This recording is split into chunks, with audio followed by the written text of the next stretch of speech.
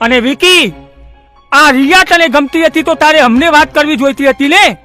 હું એના માતા પિતાને સમજાવત, પણ આજે તે જેમ ભાગીને લગ્ન કર્યા છે ને એને હું ક્યારેય સ્વીકાર ના કરી શકું. પણ પપ્પા, મારી વાત તો સાંભળો.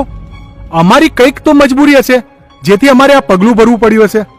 એક જ મજબૂરી હોય છે જેનું નામ છે માત્ર ને માત્ર મોહ, જેને તમારા જેવા લબરમુછિયાઓ પ્રેમ માની બેઠા છે. બાકી સાચો પ્રેમ ક્યારેય તમને આવું પગલું ભરવા માટે પ્રેરણા નથી આપતો, સમજો? જુઓ, વિકી અને રિયા એકબીજાને સાચો પ્રેમ કરે છે. એ વાતની તને કેવી રીતે ખબર પડી?